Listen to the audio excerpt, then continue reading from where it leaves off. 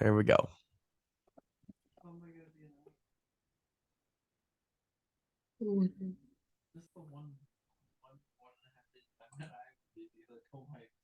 Welcome back to Certified Beef. Week 8 is done. The NFL trade line is done. Me and Brandon are here to talk about both. Obviously, get into book it with beef. Um, yeah, not much else to talk about. I don't know if you want to talk about anything else besides that, Brandon, but if not, we'll just get into it with the recap, a couple games, and then talk about some of the trades that went down today. Yeah, I don't think we got anything else to talk about. Kind of besides the World Series, kind of a boring normal week in sports. So, we're gonna break down three games from the Week 8 slate. We're gonna start with the Giants at the Seahawks. The Seahawks improved to 5-3 and win 27-13. Yeah, I think the Giants really kicked themselves in the foot this game. Two defense or special teams turnovers really changed the course of this game. Definitely had a really good chance of winning it, obviously. Um, but I don't. It's hard to tell if like a lot of people are saying, wondering if the Giants were actually legit or whether not. But obviously they've had three games in a row where they were pretty emotional, hard fought wins, and they have to travel across the country. So basically from this game, Brandon, do you think either of these teams are legit, or do you think the Giants were legit and are still legit, or do you think this is was destined to happen for the Giants? I don't know. I still think it's too early to call that yet because it seems like the NFC East is pretty close to being like I don't know. It seems like even though Philly only has a 2-game lead, it seems like it's a lot larger than that. So I mean, the Giants are still fighting for a playoff spot, so I don't think they're not legit, but I don't like. They're definitely not serious contenders by any means. And then, That's not what I'm asking. Just I asking if mean, they're a isn't that legit kind of the good same as team, or do you think legit that though? this is fluky? No, because there's teams that are like frauds. They're not a legit good team like that. Like the Steelers, the other like when they were 11-0, they were like just a solid team. Like they weren't that good. Not they weren't really legit for how good they were. I'm asking you, are like I'm not saying the Giants are contenders, and I don't think anyone is. I'm saying, are you think they're legit good, or do you think it's just like a fluke and they've just kind of stumbled into wins throughout this like 6-1 start? I think they got a solid team with some luck on their side. It's fair. And then like obviously the Seahawks. I don't know. I feel like this team, I feel like they do. I still think they need like a signature win or a game that they're not supposed to win that they need to win. Um, to like prove that they're like, because obviously they're still favored in this game.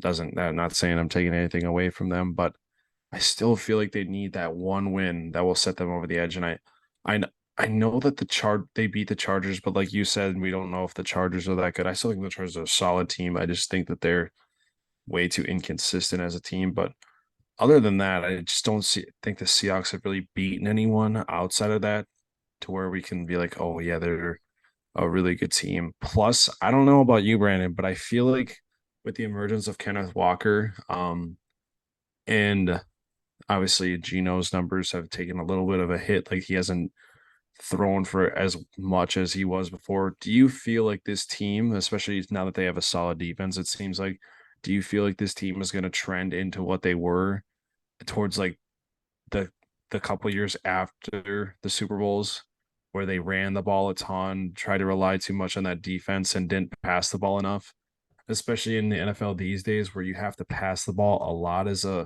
or pass the ball over 50% of the time to be more of an effective team? Or do you think that they're going to stick to what they've been doing so far at the start of the season? They're probably gonna stick with it because Pete Carroll's an old school coach, old head. I think they're gonna keep pounding the But ball. but that's what I'm saying. Doesn't that prove to what I just said that he's going to go back to his old school ways where he feels like running the ball over 50% of the time is the key to winning when in this stage of the NFL that is just proven to not be a good strategy to win football games. It's working for them right now. It worked for the Titans last year, I think. But they're not doing but I'm saying that's not what they're doing right now is what I'm saying. They're starting to go towards that route. They weren't doing that at the beginning of the season because they didn't have that reliable of a run game. And now that Kenneth Walker has come on to do this, and then we've seen what this team has done where they've ran the ball a ton. They have gone good into the playoffs and then they've laid eggs and they've been horrible.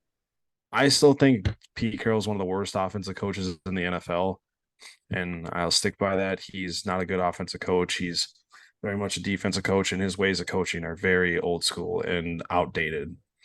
So what I'm saying is do you think like I think that what they've been doing so far is letting Gino run the offense and not running the ball too much, letting him do his thing. I think that's been beneficial to them, and I think that's why they're winning games. And so that's what I'm saying because what they're doing now, what I was saying that you just said that they're still doing is not what I was asking. Is what I'm saying. If that makes any see you it won't not even.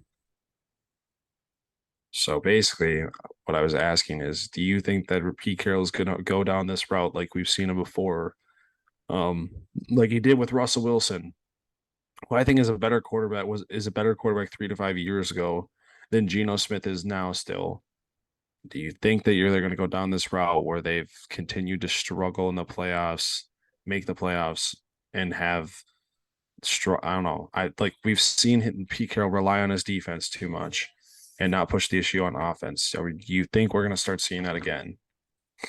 Yes, because Kenneth Walker is gaining trust from that organization, and I feel like Pete Carroll is probably going to be like, "Yeah, we're going to put the load on you," but I do think he might try and keep it more of an even split, like keep it maybe like 52-48 type deal of running to passing instead of just going full blown run game. Well, obviously no one's going to go full blown where it's like 75-25 like besides what the Tennessee did this week, but I think they'll go like if they go anything over 50-50, I think it's a losing recipe unless they're up in games, but I don't know. I am worried for this Seahawks team that Pete Carroll is going to go down old routes. Because the thing is that 10, 15 years ago, recipe was you get towards the later part of the season, you got to start running the ball more, wearing down these defenses throughout the later parts of the season. That's not how the NFL is run these days. That's not how teams play anymore. And I feel like this is an outdated thing. And if the Seahawks get into a shootout and they resort to their old ways of football, they're not going to be able to come back and win these games. And I feel like they're setting themselves up to do that. Pete Carroll is going to set themselves up to do that because Pete Carroll is a horrible offensive coach. And I don't know. I'm worried.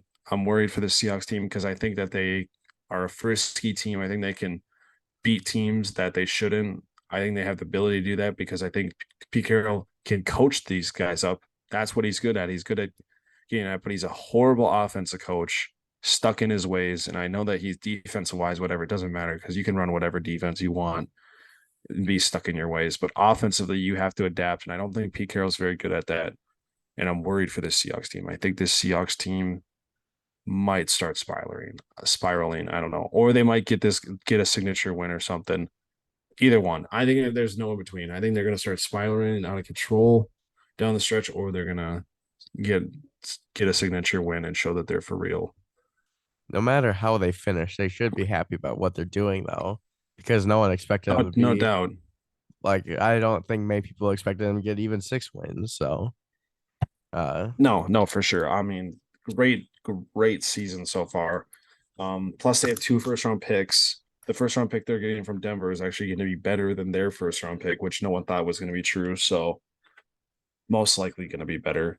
But yeah, no, it's going to be interesting. I don't know. I'm just both these teams are very interesting and they both could spiral out of control or they they could they could keep righting the ship and make the playoffs. Both teams have a very good chance of making the playoffs with how bad the NFC is this year. Um, that's not that's no that's pretty easy to say, but we'll see. I feel like a big step for the Seahawks later on this season is beating the 49ers at home. I think that's going to be a big step for them. Yeah, but also like looking at their schedule, we shouldn't overreact too much because they haven't beat anyone impressive yet. Um, No, I'm not. I haven't said that they have beaten anyone impressive either, yeah, because I don't think the Giants are that impressive of a win either. Because the only thing with the Giants though, they have beat some good or teams that were like they beat the Ravens. yep. Um, I don't know who else they beat though. They really haven't beat anyone. Now that I think Packers were about it. favored. That's not a game people Yeah, expected them to win. They they beat the haven't won Titans. every game that no all They the beat game that they've won. They've every game that they've won besides the Panthers game, they've been underdogs. The Giants have. yep. The Giants So have a lot more impressive resume than the Seahawks. So no, I agree for sure. So I don't think the Giants are a bad team. I'm just worried that they. I have a feeling that it's not that they're gonna that it was because I think it's more because they've had these emotional roller coaster games recently with down to the end and they had to travel out west, which traveling cross country is tough. I know that they did travel to London, but traveling cross country is different too, especially when Seattle was on that side of the country as well. They didn't have to travel back home. They were already on the West Coast. So I think that's something to do with it too. So I don't think the Giants are in as I don't think the Seahawks are in a bad spot by any means, but I think the Giants are still in a better spot than Seattle. oh yeah. And well, I don't know because I feel like San Francisco, they're probably gonna start a winning streak here soon. So Well, no, I'm not disagreeing with you, but I mean that's definitely then I would say Seattle's in a worse spot than the Giants. yeah, because I think the only way Seattle makes the playoffs is if they win the division. And I I don't don't know foresee because that happening with the who emergence now of the but is it 49ers. but isn't I don't know how the standings are looking right now, but isn't the 49ers aren't they the seventh playoff team right now? So wouldn't that make them so wouldn't they just replace Seattle and Seattle would go into the seventh spot?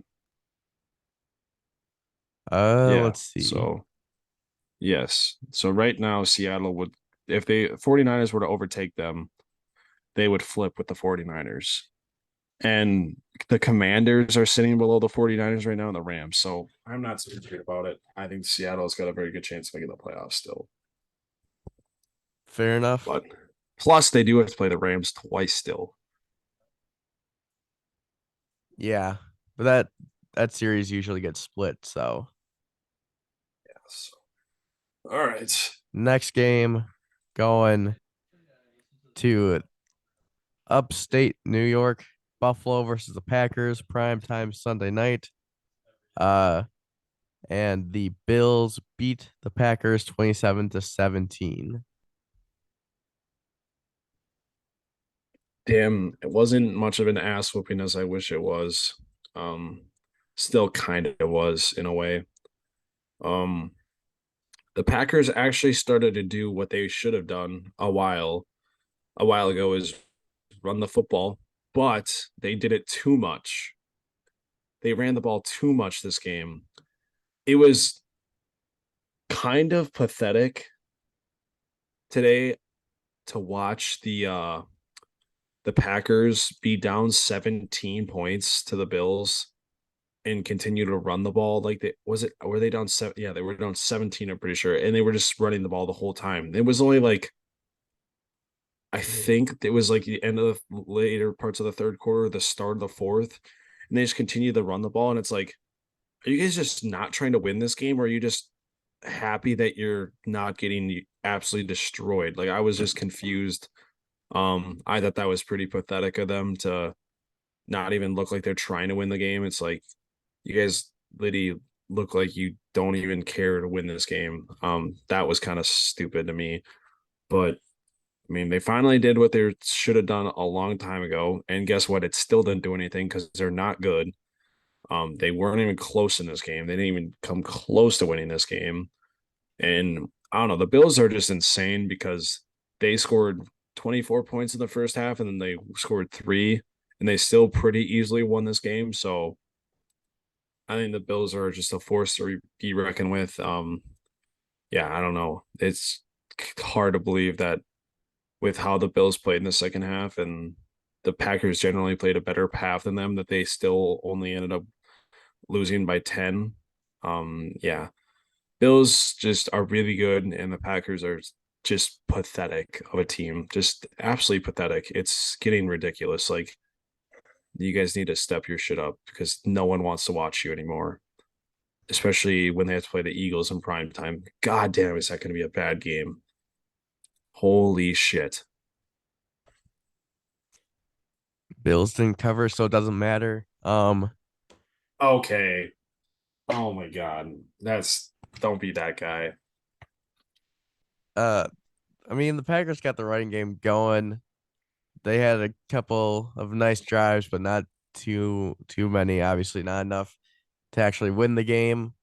It's always funny to see the Buffalo offense pissed at themselves when they don't score a touchdown on one of their drives, Yeah. Yeah, it's especially great. like I think it was like the one at the end of the first half, and they were like up by like Where they kicked the 17 field goal. already. I Yeah. maybe They it kicked the was, field goal to go up 24-7. but Yeah. like they were It at was like funny. I agree. at midfield, and Josh Allen was looking pissed that they didn't score on that throw to the end zone. It's like that's pretty funny to see, but otherwise, yeah, Bills are looking good. Made some moves at the deadline to possibly get better. Uh, yeah, just a pretty dominant performance. It was not as close as the score showed. Yeah, Bills are scary football team. Final game going to US Bank. Cardinals at Vikings. The Vikings win 34-26. Yeah, I think this was might have been one of the like besides week one. I think it's almost easy to say. I don't know how, but compared to the others, but I think this might be like the best overall game the Vikings have played since week one from a defensive and offensive standpoint. Um, Offense looked pretty good the whole game. They had a couple drives where they didn't really do much, but that's going to happen, I guess, in some games. But offense didn't really look like they were struggling too much against the Cardinals defense. The defense, I know that they gave up 26 points, but it wasn't like they were getting like the top blown off them at all. The Cardinals were really just dinking and dunking the whole time. They had a couple of throws that made it up the seams or whatever in the defense. One play against Rondale Moore where they just like missed like five tackles on him where he squirted free, like shit like that. But didn't really give up too much. They got after the quarterbacks. Darius Smith had three sacks. He was all over the place. Um, yeah, but I think it was overall, I think like obviously he gave up 26 points. They didn't give up as much yards as they have been in throughout the season, the same, but I don't know. I thought it was a pretty well played game throughout. I don't know. It's weird, but normally in like close games, I always have that nervous bug, especially when I'm at the game. I got like that nervous bug. Um, just like, oh shit, we're gonna lose this game. I'll be honest, I never felt that in this game the entire time. Kind of was just vibing with how the game was going. I never felt like we were out of control. I know that's what Kevin O'Connell was saying. He's like, in this game, I never felt like we were out of it. I always thought we were in control of the game, and I felt like that was like it. I felt like that. I felt the same. I felt like the Vikings kind of had control of this entire game. They kind of took set the pace of this game and controlled the game from the start to the finish. And yeah, shows why they won this game. The offense always seems to have the third quarter always seems to be like the offense's worst quarter because it always seems like right out of half they have like at least two three and outs, it seems like, and then the rest of the game is fine.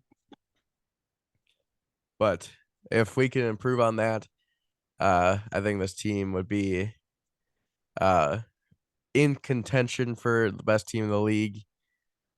Defense played good, 2 picks, lots of pressure. Only thing is, could improve on the,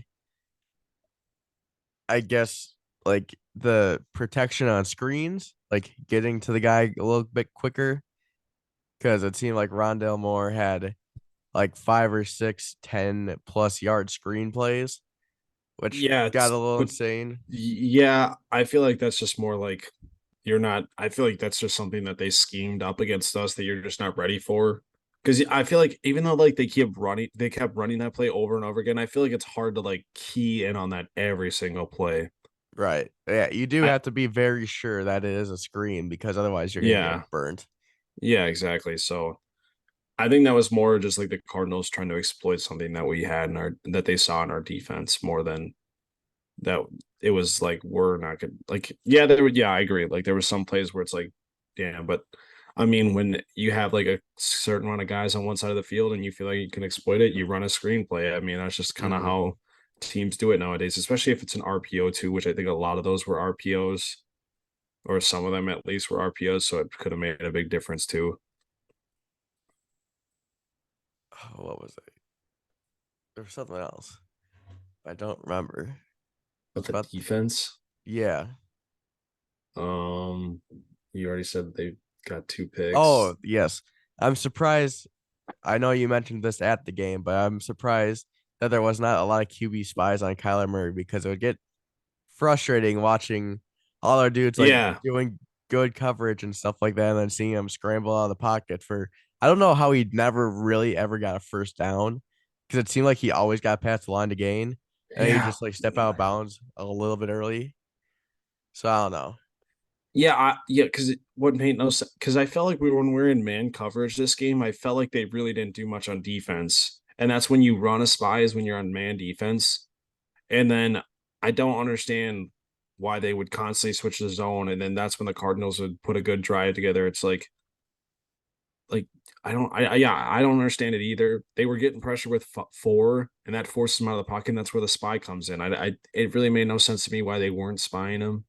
They could have also just rushed three and then brought a spy down too. Like there was ways going about it, but in the end, his scrambling really didn't make a key difference to this. I mean, a huge difference to this No, game. no, no. It just extended some drives that No, I I agree. think most of I them don't understand I think why most of you them don't do that ended too. in field goals or punts. The one ended up, or no, I think two actually ended up in touchdowns, and the D Hop touchdown and the Zach Ertz one. So Yeah, it just doesn't make sense to me because if you rush three, bring a spy. Because the thing is Kyler Murray wasn't really dicing us up this game either. no, he was A throwing lot it of it to was D dink Hop, and and D dunking. Hop was doing this thing. Yeah, exactly. And a lot of it was dink and dunks. Like D Hop had a couple catches. Like he had a couple like out routes, which yeah, you're gonna get those every once in a while. Like because just depends on how the coverage is being played. But it's not like he was dicing us up. He threw 2 really bad interceptions. Probably should have thrown three. But yeah, no, it He wasn't should have like thrown like five. yeah, you're right. So it's like it really didn't. I mean, we played fine. Like it was just there were some points where the zone coverage was just getting absolutely burned. I'm like, what the fuck are we doing? Yeah, and it's just like the minute things. Like if we don't improve on it, it's not the biggest deal in the world because we're still playing good football right now. Um, so like we'll stick to our stuff. Like as much as I criticize Ed Donatel, like I know he knows what he's doing a lot better than I do. So we'll keep trusting him. Yeah, no, Uh, for sure. but yeah, otherwise, I think offense. Dalvin had a good game, first 100-yard rushing game for him, and then This season, yeah, and then Jets held damn. below 100 yards, but still was impactful because I feel like he was drawing coverages. He was definitely drawing coverages away from Thielen, who had a nice game. Yeah, it's just overall Hmm. pretty solid showing. He's still Then you could closer tell than they you were want to trying. be, You could, but yeah, yeah. You can tell that they were like trying to take away Jets though because they were running those two high safeties, and that's why we were able to run the ball so well because they weren't really stacking the boxes as much. What you got to do when you see two eye safeties and you got Dalvin Cook, you got to run the ball. It's pretty simple unless it's obvious passing scenario, but you got to run the ball on two eye safeties. Like they're just asking you to run the ball, and I mean we did that this game, which is smart. You know what I am worried about? I'm worried that Daniil might have lost a step. I know that he did almost sack Murray at one point, and he ran like 15 yards down the field and made that tackle on the screenplay, but I don't know. He has like one or two sacks this season, I think, maybe if that. I don't know. I just think I don't know. I think that's a 3-4 because that's what they keep telling us is that it's because he's more of like a traditional outside linebacker now and just not an edge rusher. That he's actually dropping Yeah, back to but plays coverage sometimes or sometimes rushing and stuff like that. I never saw him play coverage once this game. Maybe he was playing the super flat, the drag route. No, he was literally rushing the passer. He's rushed and rushing the passer the entire season. And the plus, like we weren't even like rushing five all the time. We are rushing four most time in the 3-4. So I don't know. I'm just a little worried that he might have lost a step or something But then you because can also say that about Kendricks because he's not putting up sacks or interceptions and everything like that. But he's still having a very he good also doesn't season. rush the passer this year at all. Yeah, I have not seen his him rush the passer. his Plus, stats are bad. interceptions is not for a linebacker. That is not really something that like if they get an interception here and there, it's like okay, cool. But you shouldn't be expecting that of a linebacker because most of the time they're not going to be in man coverage as much. He still Liddy is a force in the run game, Oh yeah. so I wouldn't say he lost a step. But if I you don't know. like look at the stat sheet, like the most people would be like, "Oh, he's not doing much because he's just putting up tackles and nothing else." Well, yeah, no, I'm not saying that Daniil's been bad. I'm just saying like he's just not getting the sack numbers like you would assume. I don't know if he. I'm just saying he might have. I'm just worried he might have. I'm not saying he has. I have no idea. I haven't noticed it enough. Just saying I feel like he just hasn't had the sack numbers. Which I mean, to be fair, Zadarius has been getting a ton of them, but maybe they're just not using Daniil as much as he thought of, or his pass rush moves are just been dog shit. I have no idea.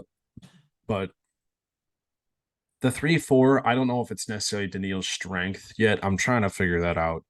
I know it is for Zadarius, and I'm pretty sure that's why they brought Ed Donatel in. But I'm worried that it's not necessarily the strengths to Daniil. I don't think it But I is have no because idea. I'm not a genius. Daniil is probably he's like such an elite speed rusher that I don't know why you got him doing anything else. Because I don't. I mean, Daniil's still one of the best in the game. I don't think he's lost a step. I just think that he's either being like underutilized or teams are throwing the ball out quicker, or just like I don't even know if he's getting double teamed or not. To be honest, he could be doing that, and I'm just blind. But I don't think he is. I don't think he is either. But I don't know. I know he's still got that speed in him because, like he said, he almost sacked Kyler, and then Kyler ran like 10 yards down the field, and he almost got him again. So I, I don't know. I think it's just a scheme thing more than anything. How, I mean, it probably is. I'm not like trying to overreact or anything. It's just what I've noticed. yeah, yeah, yeah. I mean, he's only 28. It's not like he's This is an contract year old though, dude. Is isn't it? it? I think so. I have no fucking clue. Let's see. Let's see how many sacks he has this year. Okay. He has 3 sacks this year. So not bad. Not the worst. Never mind. He is under contract. There are two void years in 2024 and 2025. Oh wait, how Yeah, long so will? he's under contract for a little bit longer. Yes, yes. I was gonna So say I didn't think we're he fine. was. Yeah. Damn, But yeah, Phillies are going he's got off right now. Schwarber two yes, run sir. bomb. The bank. It's hard to play at the bank. All right, what were you saying? I wasn't saying anything. Okay. Oh, Josh is supposed to trade to you. All right. Um, trades. Trade deadline came today. Dude, crazy. Most trades on a trade deadline day in NFL history. That's insane because usually the trade deadline is dead. Yeah, and this year it was low key insane. I'm just I gonna go think over that's like the because there's a small. lot of like teams that are in the hunt that are that were just looking for that one. extra piece, but then also there was some puzzling trades out there too. So who knows? Uh, yeah, I'm just gonna go over like the little ones first. Don't have to say much. Oh, you got him? Yeah, Dean Marlowe traded to Buffalo from Atlanta for a seventh round pick. I don't know who this dude is. I'm pretty sure they just traded him. I'm pretty sure Buffalo traded for him because I think Jordan Poyer might be hurt again. Not totally sure. Let's look at his page. He's 30 years old out of James Madison, 6 years experience. Uh, let's look at his stats. Talking about Dean Marlowe. Yeah, career stats. Um, yeah, I don't know. This dude doesn't seem like he's that great, but I guess he'll I think probably, they just brought him in for depth. I yeah. don't think they brought him in for any other reason. I mean, I yeah, mean, they that's why. spent seventh round pick. That's Yeah. it. All right. How come you can't Next. send? Can you send cash considerations? I don't think so. Oh, Oh, yeah, it's a thing here. All right. Denver trades for Jacob Martin from the Jets and a fifth round pick and a fifth round pick for a fourth round pick. Literally just to add more depth there because they traded another guy. well, and the Jets Who don't. else? The Jets don't need defensive line. They're just fine. Yeah, no. William Jackson traded to Pittsburgh and a seventh round conditional pick for a sixth round pick to Washington. Uh, was he playing for the Commanders like while he was He's been requesting hurt. trade? Oh, okay. He's been hurt, so I'm pretty sure that's why he hasn't been playing. But I'm surprised he actually got traded because it did not seem like he's going to get traded at Oh all. my God, another home run. Really? It's Let's 7-0, go. bottom of the fifth. Let's go. Why is And McCullers still in then the game? I don't know. Then one of the other little trades, Rashad Fenton traded the Falcons, and then Kansas City gets a seventh round pick, conditional seventh round pick in return. I don't know. I think that's a good trade for the Falcons. I feel like he's a Yeah. decent corner. Probably, Yeah, I he's decent. He's not great. Literally the only reason why he got traded is because the rookies that were playing just played solid, and he's been hurt. And they're like, "Well, you're not that good anyways, so we don't need you." wasn't Rashad good like a year or two ago. Yeah, he's been on a downhill climb. He's not great. Like he was their number one corner last year. Or actually, no, Charvarius Ward was, but he's been solid. And this last couple of years, just not it. He's only Uh, 25, so that's a solid pickup for the Falcons, I think. yeah. All right, now into some of the bigger trades. Probably go with this one first. Calvin Ridley traded to Jacksonville for a conditional 2023 fifth round pick and a conditional 2024 fourth round pick. It's a second round pick. No, it's a conditional fourth round pick.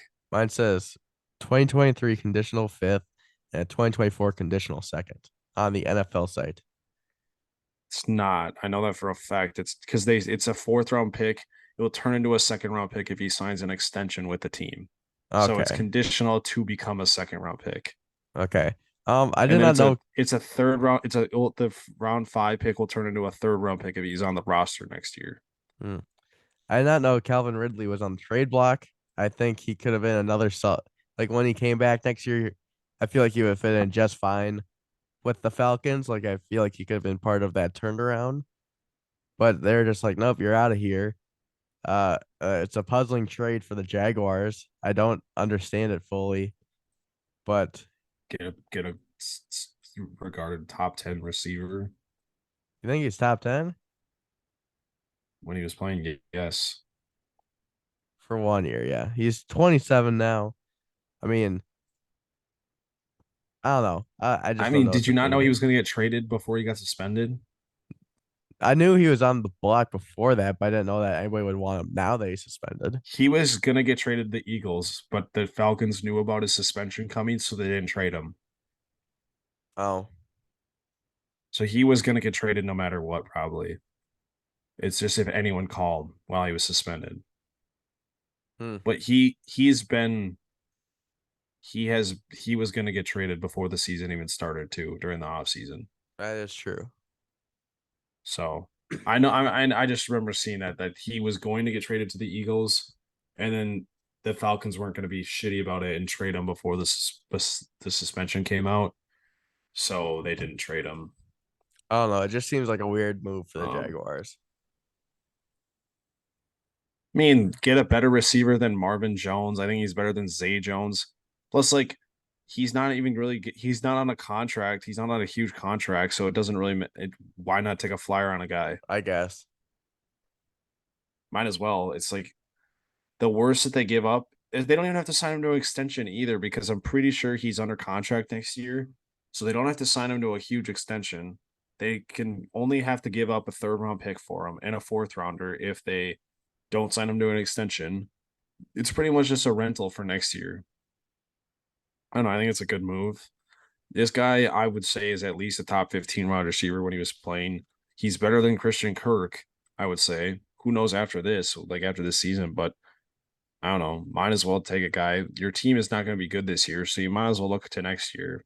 This guy is only going to be playing next year because he's suspended the rest of the year, which is still stupid to me. But I don't know. Great. I think it's a great move in my opinion. Who gives a fuck? Fuck them picks. Like picks are fucking stupid in the end. Like I know Jacksonville's not like a they're I guess they're not a contending team, so it's picks kind of means something, but in the end, like if it's not a first or a second round pick that you're guaranteed to give up, who gives a fuck? Might as well take a flyer on it, dude. All right. Next up, we'll go with Jeff Wilson traded to Miami to San Francisco gets a 2023 fifth round pick in return. Fine trade for both sides. Obviously, Jeff Wilson wasn't going to have too much playing time left in San Francisco because of the McCaffrey trade. Goes back to a familiar face in Mike McDaniel. And then Miami gets a solid running back to back up Raheem Mostert now. I think he's gonna play over Raheem Mostert. I think eventually, eventually. Um, I think he'll split. I think this is yeah, most likely he'll sit. It's just crazy how Kyle Shanahan went from a running back by committee to have no other running back that I give a shit about besides Christian McCaffrey, and that's it. It's just weird because he had like guys who were definitely better than some that would like Elijah Mitchell last year was objectively better than every other running back on that team, but would still see little carries compared to other running backs. And then you'd have Jeff Wilson this year, who would definitely what you would say have this most, but you've seen in other years where it's just like one guy will do one thing the next week, and then the next week it will be this guy.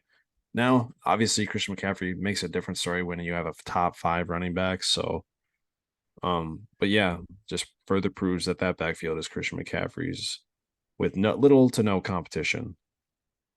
All right, next up, Buffalo trades for Naeem Hines. Indianapolis gets Zach Moss and a conditional 6th round pick in return. Let me find it real quick. Okay. Kind of surprised I gave up Zach Moss, but also he didn't fit in the offense anymore if you're bringing in I another mean, they'd running have back. 4 running backs on their team then, Right. So, I mean, someone had so to it go. He doesn't make kind of got the sense to keep short them. end of the stick there. Fifth, I don't know. It seems like a high price for Naheem Hines. I guess he's also not that A terribly six old. round pick, A six rounder and a decent a six player. round pick is to have a decent Zach Moss's ass. He was good last year. He's got that potential. I He's not good this year. So what? And he wasn't even on. He didn't play a single snap the last 2 weeks. At least I'm pretty sure. He's literally been riding the bench. Dude is garbage. And he's getting traded to Indianapolis, who literally has Jonathan Taylor. So literally just it's literally like a throw in. It's like just imagine it's like NBA.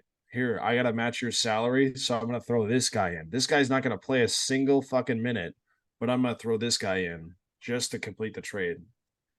It makes no difference. I don't know. I think Zach Moss is gonna see time because like if Jonathan Taylor goes down again. So I don't know. Well, no shit, he's gonna see time if he goes down. That's a given. But if he doesn't go down, he ain't gonna see a lick of the field barely. We'll see. I don't know. I think Naeem Hines is more dynamic than Devin Singletary. I think this is a better move. I honestly think this is. I know this sounds fucking ridiculous, but I think this almost makes it better for the Bills not to trade for this superstar running back because it doesn't make them have to change their identity of their team as much. They could stick to what they do best. And I think that the Naeem Hines just makes this offense a little bit more dynamic. I think he's shiftier, faster than Devin Singletary, but I think they'll split obviously still. But I think it's just a solid move. It doesn't really. I don't think they needed to make a flashy move. I know that people wanted them to trade for a good running back, but I don't think this team needs to have this guy that needs to rush for 100 yards a game because Josh Allen can run for just as much as the running back, and it's just fine. Because Josh Allen's a gritty ass motherfucker, and he doesn't give a shit. Yeah, I don't know. I think this was a solid move for them. Didn't have to give up much. So, all right, next up, the Bears trade for Chase Claypool and give up a 2023 second round pick. This one was one of the more head scratching ones of the day. Two non contenders trading with each other. It was uh oof. I don't know who it's better for. I think it's probably better for Chicago than Pittsburgh. Oh yeah, Just to 100%. just to give Justin Fields uh a more competent target to throw to. Um and I guess we'll see what Pittsburgh can do with that pick. But otherwise, I was just kind of like, huh, this is a weird trade. I mean, I think it's obvious that this trade is not meant for this year. I don't think that's obviously, I think that makes a Oh ton of yeah. sense why they did it. You get a guy on a rookie contract still, a guy that you don't have to sign a contract, give him a contract or whatever. You play him next year, see what he does, and then because what is this? Is this his second year or third year? This is third year. So then So next year next would be year his it's contract decided year. you had to sign the option. I think you have to sign. Oh no, yeah, because it's after your third year, right? That they get to they get to pick that up or whatever decision to pick it up. It might be. I'm not Wait, sure. do players get a fifth year option if they get traded though? I don't know. I'm not sure about. I don't know how that works. Either way, I think this is a pretty solid deal for Pittsburgh. They didn't really have to go. I mean, you still get a young receiver to match with Darnell Mooney. Plus, like they have a decent amount of draft capital next year. I know that they gave up a second round pick, but they probably could get a receiver just like Chase Claypool in that spot too. So, um, yeah. Plus, the Bears have so much. You see how much cap space they have coming up, Brandon? Yes. They're going to be spending money next year, and I'm surprised that with how much money they have in cap space next year, it makes absolutely zero sense how they did not sign Roquan Smith to a contract. Because he It kind of didn't makes want to be zero there. sense to me. Well, yeah, I know you think, but he was willing to sign a contract. That's why he didn't want to be there anymore because they once signed him to a contract. That is true. That is true. So why I don't understand that. That's puzzling to me how they couldn't come up with a contract deal when I would say he's probably a top five linebacker in the NFL. Oh yeah. Um, I don't know. I think that's puzzling to me how you can't sign a top five linebacker in the NFL to a contract when you have over $100 million in cap space coming up. But I don't know. Obviously, they dumped him off yesterday. They kind of got shit in return. And they got a player, but AJ Klein is ass. Um, I mean, they got a second round pick, so they traded a second round pick for a second round pick. Um, Whatever, doesn't matter. Solid trade for the Bears. Next up, pretty big trade, I would say. Miami gets Bradley Chubb and a 2025 fifth round pick for Chase Edmonds, a 2023 first round pick, and a 2024 fourth round pick. I think this trade benefits both sides because I was talking Yeah, I would agree. to the resident Bronco fan here, Derek. He was like, "Yes, I am happy with what we got in return because Bradley Chubb is a rental for this year. He is not under contract. They would not have been able to really pay him that much because they're paying Randy Gregory and there's people coming up the ladder behind him. So it was just kind of like, I guess, yeah, kind of a no-brainer move to ship him out. Chase Edmonds is a solid running back. Hmm. If Melvin Gordon starts to have fumbling problems again or continues to, then you can just plug him right in there. First round pick is very nice. I you I mean you hardly ever see that for in a trade that's not like a major blockbuster. I wouldn't like this is a high profile trade, but I'm not sure it's like a blockbuster by any means. Like Bradley Chubb is very good. Uh, I would consider this one a blockbuster in Is my it? opinion. Yeah, It's I on the mean, lower end then.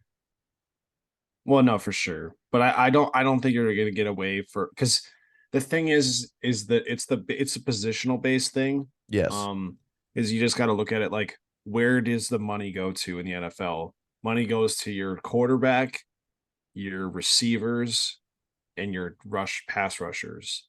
Those are like, I mean, definitely quarterback and pass rushers. Those are the two where most of the money goes in the NFL. So it makes sense that they would have to give up a first round pick for them. Okay.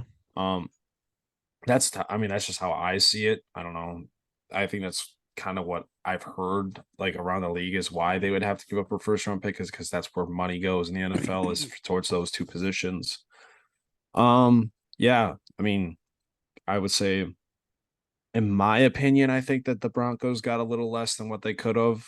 Um, I think it's in my opinion, I think it's kind of a weak deal for the Broncos.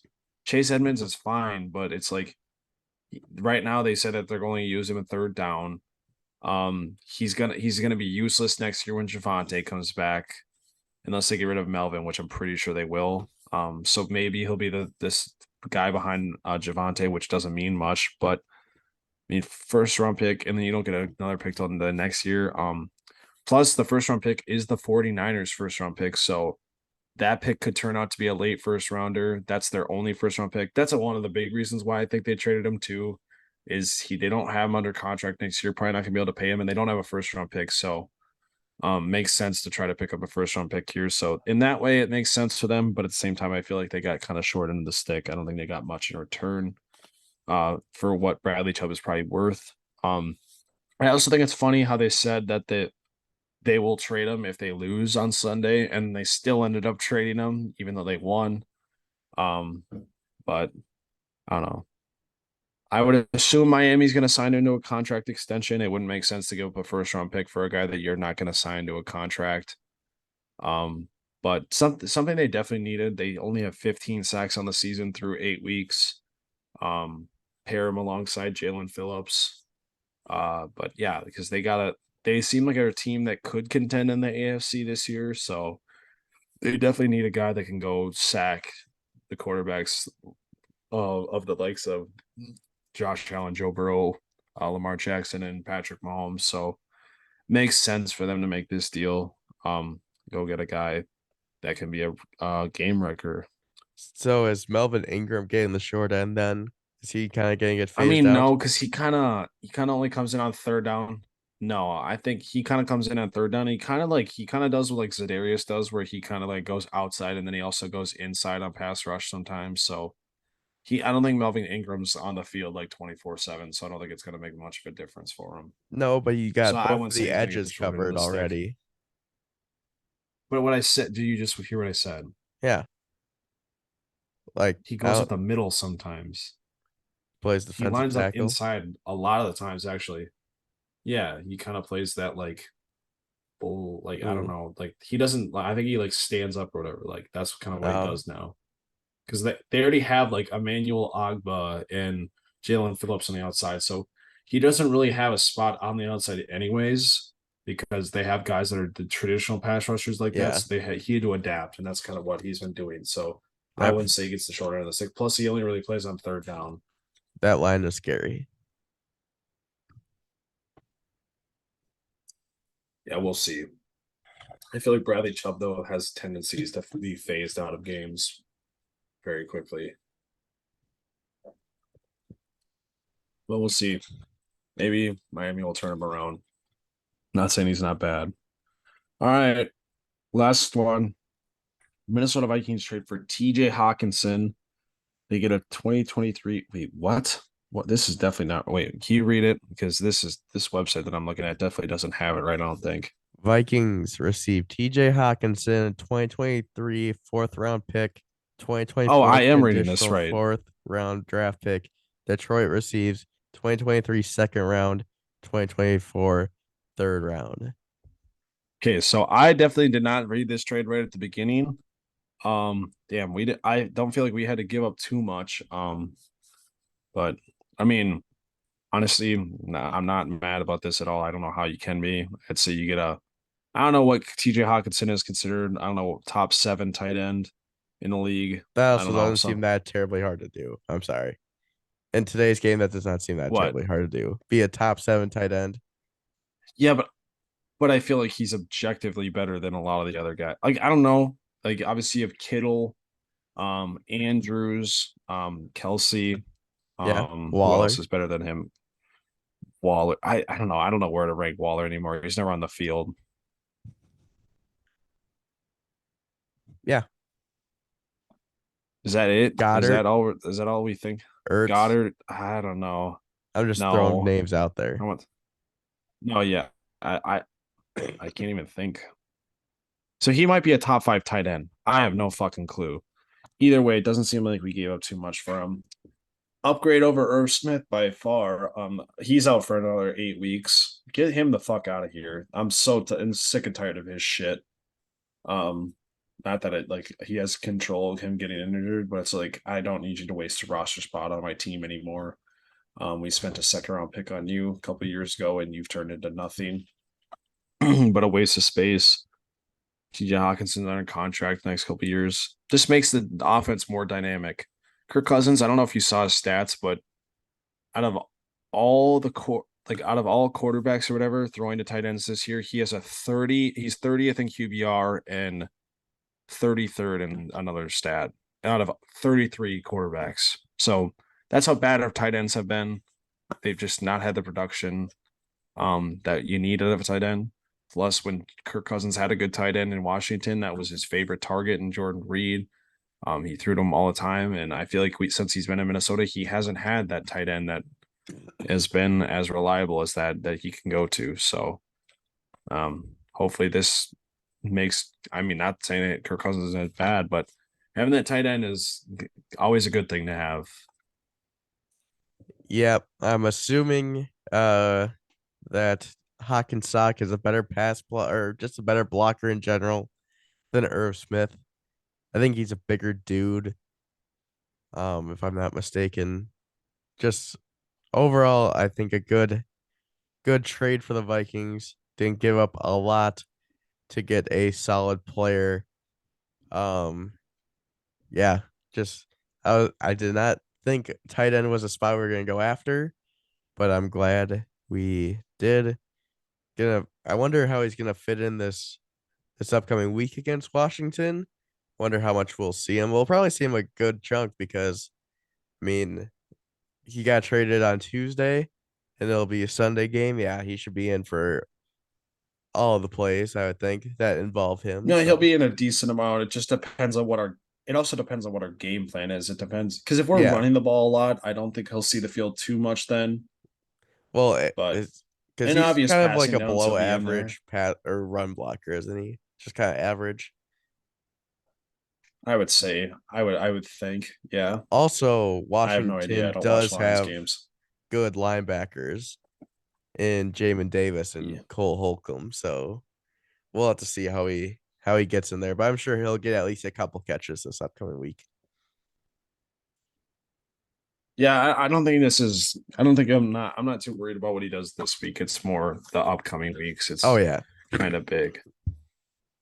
Kind of get him used to that playbook and everything. But wonder what number he's gonna wear. Do we have an 88 on the team? I don't even know. Maybe I'll just wear 88.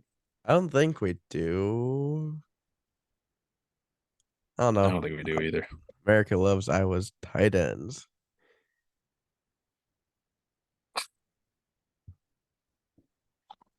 All right. Well, that was the trade deadline. Crazy day. Most trades in NFL history on trade deadline day. It's kind of I did not expect anything to happen today. And then just the bombshell of TJ Hawkinson getting traded to Minnesota. I did not know we were going after him.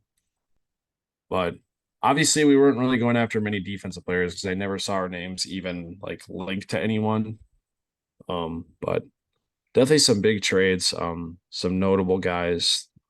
Um, if any of you don't really understand, like pay attention to like NFL trade deadline or whatever, it is nowhere near as crazy as like the baseball, the MLB trade deadline, or the NBA, just because I don't know, bigger trades just don't happen during the season just because it's a shorter season, so harder to make up ground in the NFL. So you're not going to see as many teams go out and trade for people. It's just a different trade deadline. But I don't know. It's pretty interesting today. All right. Now get into book it with I thought we were beef. doing previews. Are we not? I totally forgot about that. I will God, what was I gonna ask you? I was gonna ask you some stuff. Don't say it. Mm, what do you want to do for previews? Because I just blanked. Just pull up this week's games and go through like a couple key matchups. All right. All right. It'll be like the one sentence Oh, answers. I want to declare a loser leaves town game. I'll see how Okay. you feel about it, but I think I feel like this is a week that we could do it. Okay. What is it? I feel like let me pull it up. I forgot. I'm gonna look at it just because like I think I know which one I'm gonna say, but I know you're probably not gonna say yes to it, but I have a feeling it involves I'm the just gonna Bengals. no, Oh, because I don't think that's okay. It could be this one. Oh, what is their record though? Give me a second. I gotta cross-reference this because I know that the NFL on Bleacher Report won't have the games up for next week. Nope. All right.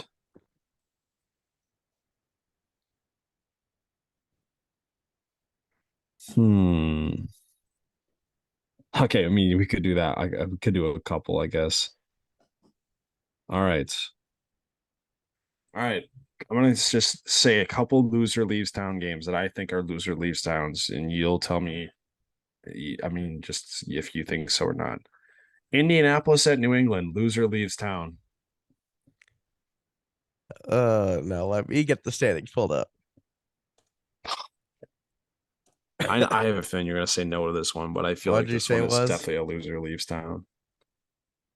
What did you say it was? Indianapolis at New England, Oh yeah, yeah, yeah. No, I loser agree. leaves town. I agree because the Titans are starting All to right, catch on fire a little bit. They're starting to play good football. Colts, they really need to step up their game if they want to try and compete for it.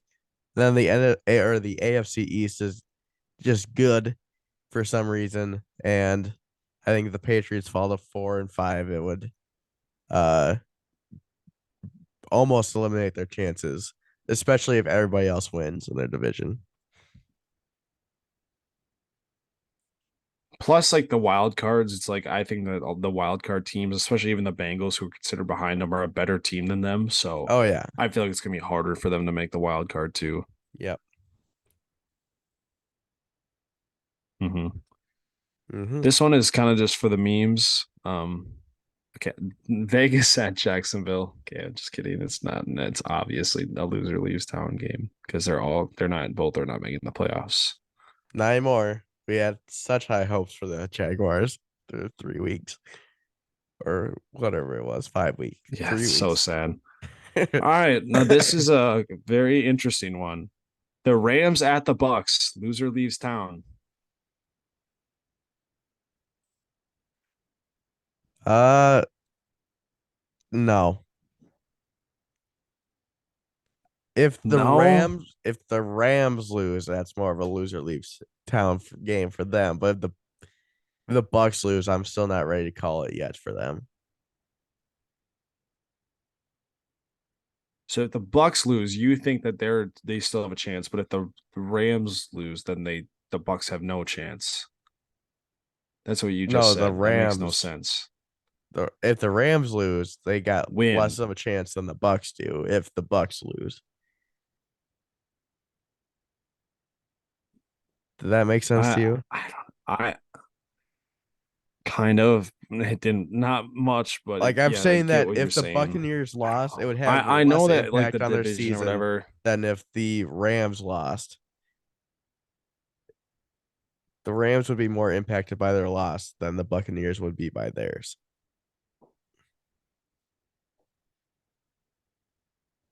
I don't know. I don't think that's true. Because Because the I AFC know that South they is would be still bad, maybe or only NFC one South is game still bad. behind. I know it is, but the thing is that the Bucks schedule is so bad or so like not it's not easy for them either. So they have to play some opponents that you would not think are good coming up. And I don't know, like I don't know. I just feel like the Bucks like are going down a bad path and they're just gonna keep spiraling. I don't know. I just feel like this is whoever loses this game is not making the playoffs. Because if they lose, if the Bucks lose and the Falcons win this week, Falcons would be up 2 games on them. I don't know. I just don't know how this Bucks team turns it around. I have no fucking clue. All right. What else do I want to do? All right, we can just do this. You want to just? I'll just ask you. I'm just going to ask you who you think is going to win the division so far, Okay. or if you think it of all the divisions, and see and tell me if you think it's already over. The AFC East. Very close. Okay. AFC East. Yes, it's over. The Bills are going to win. Okay. I the only way for it not to be over for me is if the Bills lose to the Jets and the Dolphins once. If they lose to the Jets once and they lose to the Dolphins again, I think that's the only way it wouldn't be over, else I think it's over. The AFC North. I know you don't think it's over. Obviously, I don't either, but who do you think is going to win that division? The way it's panning out now, I'd probably have to say the Ravens are going to win, even though I still want the Bengals to come back. But I guess at the moment, I think it's going to be the Ravens. Definitely not over yet, though. Yeah, I feel like if Jamar Chase was still in the lineup, I feel like it'd be a totally different story. But he's out 3 weeks, and that's 3 weeks that the Ravens could gain on the Bengals because the Bengals could continue to struggle. But I don't know. It's kind of a bounce back week for them next week.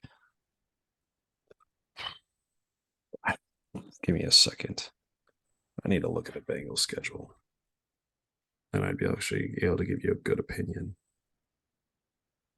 These next 3 weeks without Jamar Chase is kind of big. I think they have a bye soon too, though. I think they have a bye next week. I'm gonna say it's not over. I don't think it's over, and I think the Bengals are still gonna win the division. They got a get right week against Carolina at home this week, and then they play at Pittsburgh after their bye, and then Jamar Chase comes back once they go to Tennessee. So I think it's not over. And I think the Bengals are still gonna win. All right, AFC South. Yes, it's over. Titans are taking that. Yeah, I agree.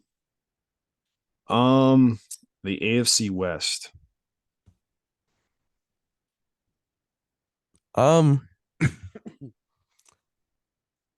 I'm gonna say yes, I think it's over. Just because I think the Chargers are so inconsistent and so injury riddled right now that I think the Chiefs are just gonna pull away.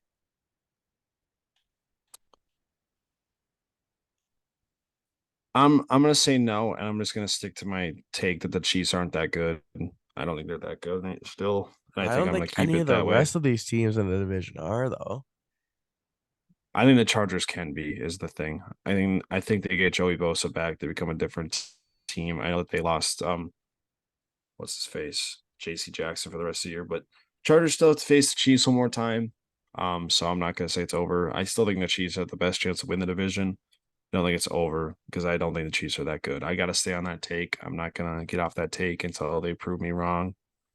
I know that they killed the 49ers, but they also were they also didn't really know what was going on because they literally just looked like they didn't know how to play football that game.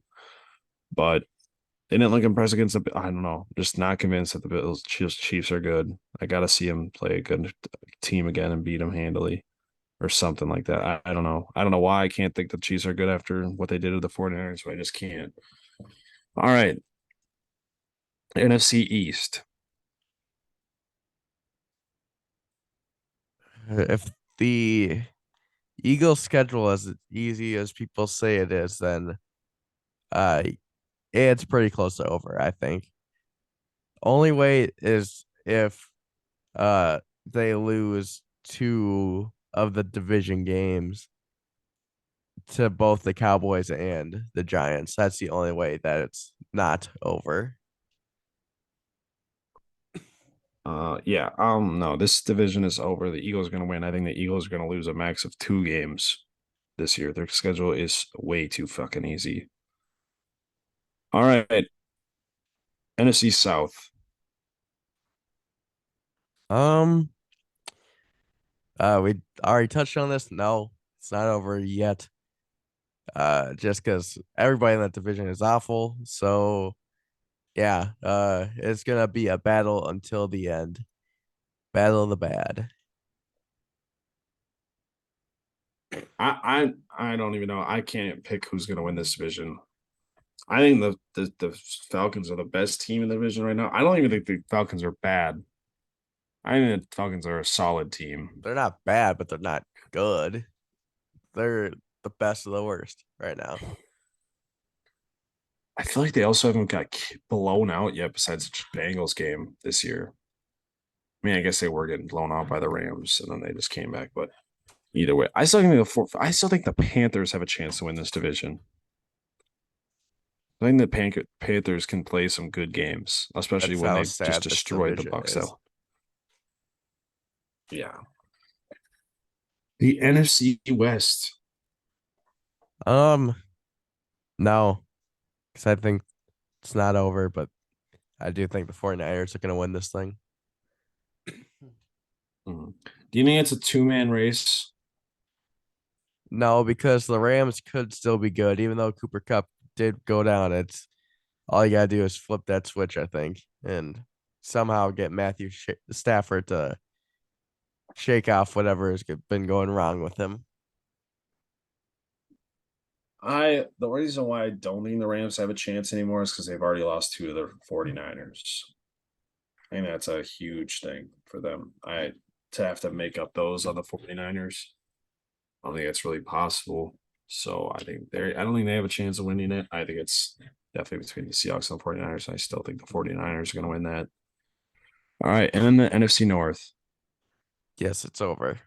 Vikings are gonna take that thing. Dude, you hesitated way too. I don't You think I hesitated did. way too. You were like, and then you said it. I don't think I did. I think you're hearing things.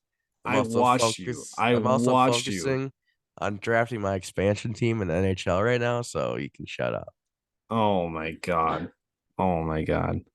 Yeah, no, this kid literally just like hesitated. No, it's over. Vikings have essentially a 4.5 game lead over the Bears and the Packers. So yeah, I would be surprised if they somehow don't win this division. All right. Now it's time for Book It with Beef. There we go. Okay, hold on. Let's get All my right. screen split. Here we go. This was a horrible week. This is really bad. One of my worst weeks in a while. Actually, since week 5, but still. My worst week since week 5. Same. Week 5 was my worst too. Yeah. Oh wait, no, week 4 was my Oh, worst. I had like two this weeks. is bad. This is Yep. awful. This is horrible. I think we had the same thing. Didn't our in the banks is that was the only thing that hit? Yes. My over of Yeah, that's bad. Pittsburgh at Philly hit for my in the bank than your Vikings pick. Yep. Only thing that hit. Everything else was just a loser. My strategy for over and unders just didn't work at all. So I scratched that idea this week because that shit is stupid. Um, so yeah, bad week. Now 20 and 13 overall Let's see. I am 19 and 14. So yeah. and gain anything, which sucks. But all right, well, week 9, Brandon, your favorite. This was a pretty much strategy play here for my favorite, and you'll see why. Because I went with the Vikings minus 3.5 at Washington. I knew you're gonna go in the bank for the Vikings, so I figured I wasn't feeling too hot on this. I was actually gonna pick the Packers minus 3 versus whoever they were playing. Detroit at Detroit. I was feeling that more than the Vikings at Washington because I feel like this is gonna be a trap game for the Vikings. But I was like, you know what? Jack is definitely gonna pick in the bank the Vikings minus 3.5 at Washington. So I figure if it hits, I'm only down one. If it misses, then I'm up one on you. So yeah, That's so fucking lame. Yeah, I mean, obviously, I've 3-0 on the Vikings in the bank, so I gotta take it again. Minus 3.5. Um, in the bank. honestly, oh, it's in the bank, obviously. Oh, Straight cash, homie. there we go. Nice. Both buttons are Um, blue. yeah, I wish I would have not. I wish I wouldn't have done that at all. I could have switched it right now, but I'm not going to because I'm 3-0 on it. Yeah, honestly, the line is disrespectful. Packers 2 weeks ago were favored minus 5.5 on the road against the Commanders. You keep saying the Commanders beat football them team. and then played a horror. I don't know why I do. Commanders won the last 2 weeks, and now for some reason the Vikings are somehow worse than the Packers. Minus 3.5. I don't understand that at all. Um, yeah, I don't know who's going to cover Jettis. So and I don't Jermaine their run Curl. defense isn't. Ugh, Cameron Curl. Cameron Curl. He's having a good season so far. So Yeah, but he's not good compared to Jettis. well, So I no. don't know. I'm just saying. Few people are Either way, though. I gotta ride it. I gotta ride it. Yeah, it's kind of annoying that Brandon did that. That's just really bothered me. It's I don't know what your strategy is. We're not playing for anything right now. We have no bet on the line, and you're already strategizing. Well, are we still going with a punishment for this thing or not? But we should. Yeah, I agree. We should. Just got to figure out what to do. Yeah, exactly. I'm playing the long ball game here. Okay. Oh, Yeah. what do you mean the long ball? I'm playing not Oh to my god, shut lose. up. I'm trying to play some bogey golf here, Jack. Yeah, I definitely want to punt. I want to play. I want a punishment for sure now. If you're gonna do this shit, because you're just gonna do it every week now. If this keeps winning, you're just gonna take the Vikings spread no matter what. Well, then maybe it's on you not to take them. No, why would I not take it if it keeps hitting? That's stupid. You got to ride the wave, Brandon. Eventually, All right, every you're a wave dog. crashes into the beach. So, Okay, and then when it does, I won't bet it. Hopefully, what like how I feel anyways. This one hits this week, and then I do it next week against the Bills. I don't expect us to win that game anyways. So, yeah, no, I don't expect us to win that game anyways. So it's like, if that one doesn't hit, it's fine. All right, Brandon, you're a dog. My dog, the team that goes into the X-ray room, shows a little pit bull in their ribs right there. Do you know what team that is? It's the Dirty Birds. It's the Atlanta Falcons. +3 versus the Los Angeles Chargers. Let's hear it, Randy. Straight cash, homie. Straight cash, homie, in the bank. Falcons, do you know what they're really good at? They're good at running the ball. Do you know what the Chargers are very bad against defending against? Running the ball. I think the Falcons, they probably win this game outright. Let's be honest. Each time I pick these games, I pick it that the team is going to win outright. They just got a little bit of a margin of error there. The points is the margin of error. Falcons gonna win the shit. We're riding with the Dirty Birds. I think Marcus Mariota, Tyler Algier, is that how you say his name? It's close enough. Drake London, Kyle Pitts, Hmm. uh, No, that's how you say it. Rashad Fenton. Now they're gonna stop the Chargers. I had no idea where you were going with that. Um, yeah, no idea. I did not know who had that dog in them. I thought you were gonna take And my they're very Dirty good at Bird covering. dog. So, huh? They were. They haven't covered the last 2 weeks. What? Who do you think I was gonna They're take? they're they've out there on. I thought you were gonna take my Dirty Bird. Got the Seattle Seahawks +2 on the road at Arizona. They I aren't the Dirty I am Birds just I'm though. gonna okay, whatever. I thought you were when you said Dirty Birds, I was thinking of my pick for a second. I was just saying my Dirty Birds. Doesn't mean they're the Dirty Birds. I know that they're not the Dirty Birds.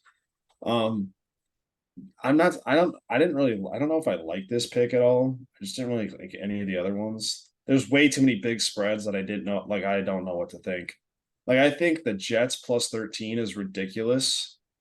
But at the same time, it's like fuck. The Bills can go nuclear, and I don't think the Houston's going to cover that spread. So I don't know. Kind of thought it was. I don't know. I didn't think it was disrespectful or anything. They're on the road divisional game, but it's like I'm riding that the Seattle team is actually really good. And I think that this is a game that they can show that they're legit. Cardinals are bad at home. They're how many games have they won at home this year? I think one. I think that their only game win was a Thursday night game. I'm trying to think. Either way, not good at home. They're better on the road. Seattle Seahawks +2, probably going to have to win outright for this to hit, which I think they will. They already beat them this year once. Seahawks +2. Kenneth Walker is going to gash them, just like Dalvin Cook did this week. Seahawks win. Seahawks money line. Oh, we don't do money lines here, so But if you do bet money line, bet that shit. Good value. Not really. It's like +106, but it's not minus odds, so still plus odds. So good value. All right, Brandon, you're over. my over this week. Uh, we're going. We're staying in Atlanta. Going Chargers at Falcons over 49.5. No, this is a huge line. This is a big, big points or whatever. We want points, points, points. I think they get it done though. Both defenses are pretty bad. Like I said, Falcons, good rushing team. Chargers can't defend against it. And it's not like the Atlanta defense is that great. Isn't Mike Williams is out for a while? Isn't he out for the year? Or is it just a while? No, it's like 3 more weeks Still got Keenan Allen. He's or something like back. that. Got Gerald Everett and Austin Eckler. I think they do just fine. I think I was debating about this being my in the bank, but I thought it was a little bit too high for that. So Chargers, Understandable. Falcons.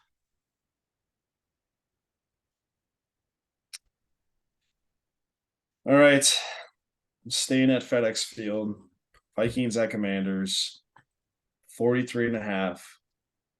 Um, the Packers and the Commanders combined for 44.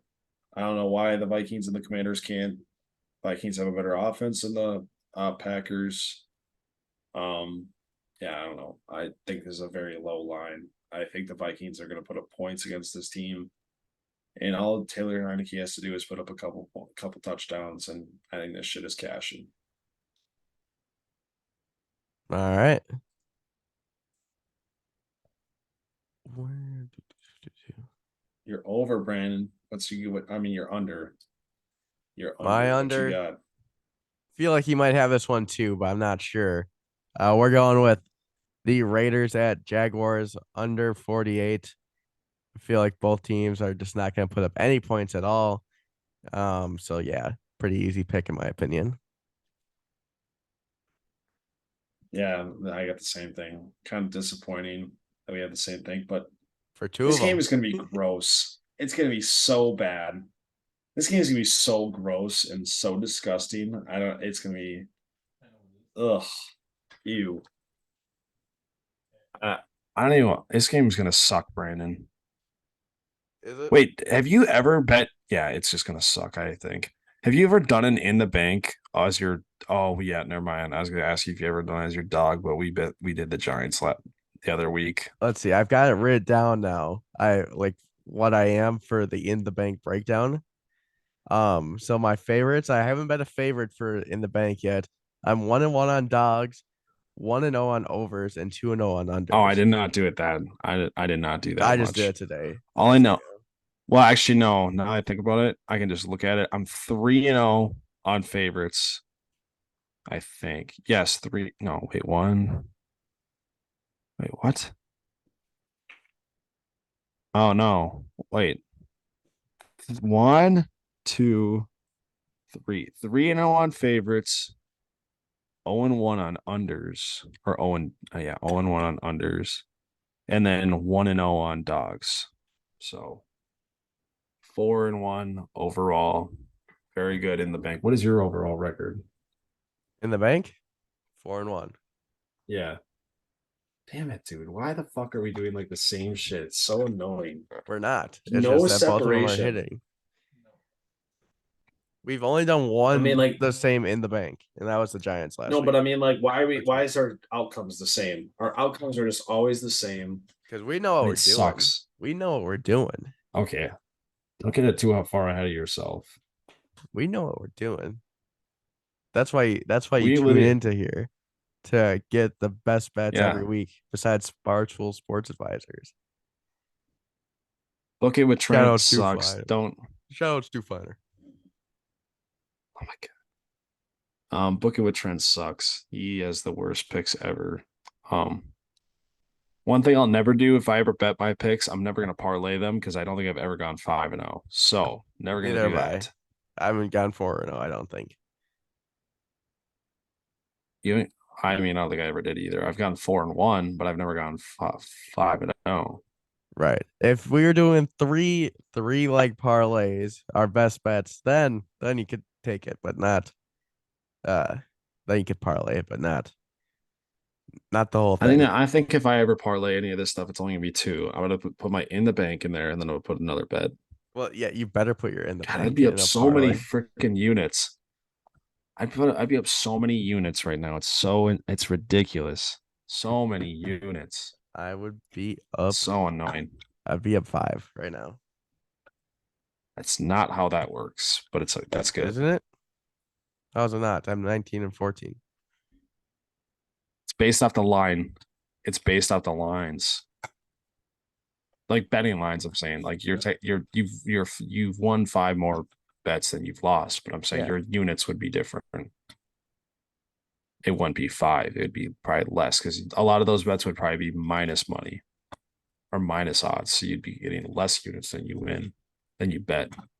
I don't know. I don't know what the official odds are. I just look at the numbers. Well, I don't either, but well, I guarantee if you look at spreads on there, most of them are minus odds. And that's all we do. And plus all the over-unders, Brandon, are minus odds. Yeah. So you'd be less units than what you bet. Oh well. Which I don't understand why over-unders and spreads are always minus odds. Like they're very rarely ever plus odds.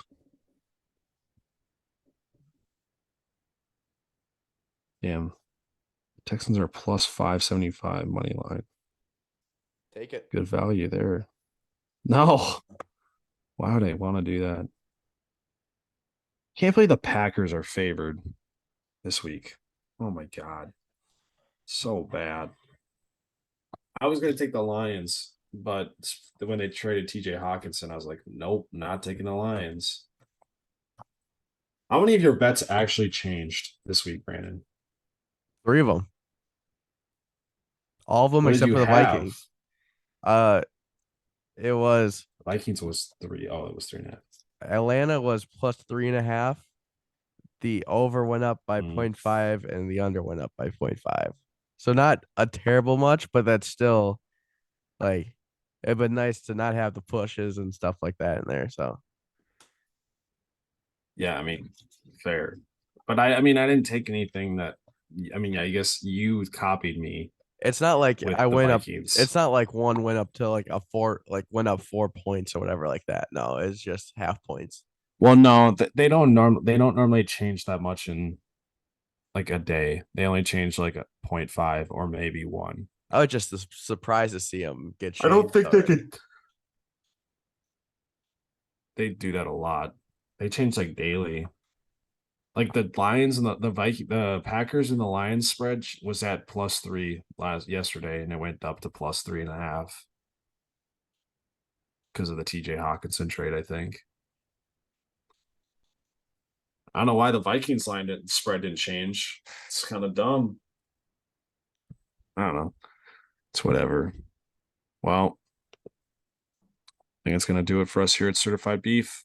Catch you guys in the next one. Peace. We out of here.